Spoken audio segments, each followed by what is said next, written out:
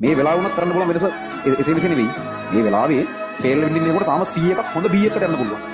ලකුණු 40 ගණන් ඉන්නකොට ඒකට යන්න පුළුවන්. ලේසි නෑ. මේ ලේසි කියනවානේ මම ඊයේ මැසේජ් එකෙත් දැම්මයි.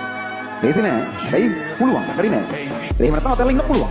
ඒක පුළුවන්. ඒකට තමයි දැන් මිනිස්සු ඉන්නේ. ඉතින් අර සම්පූර්ණ කෙලවෙච්ච මිනිස්සු කියලා ඉන්නේ. උන්ට මොනව කරන්නද හිතා ගන්න බෑ. එක ණයක් කරන් එක්ක වකට තව එක්ක ණයක් කරගෙන. ඊ අර එහෙම කියන මිනිස්සුගේ හැංගි හැංගි. හරි හැම මේකක් නෑ. කවදාද ළමයෙක් ඉද්දී ඒ මිනිස්සයාගේ ළමයාට ගිහිල්ලා තාත්තා මොකද කරන්නේ? අම්මා මොකද කරන්නේ? ඕක කියන්න පුළුවන් එකක් නෑ. එහෙනම් ස්ටේටස් එක වෙන ඩවුන් වෙලා හරි සෞඛ්‍ය ජීවිතයක් ගත කරන්න දෙන්නේ. එහෙම වෙන්න ඉඩ තියෙනවා නෑ.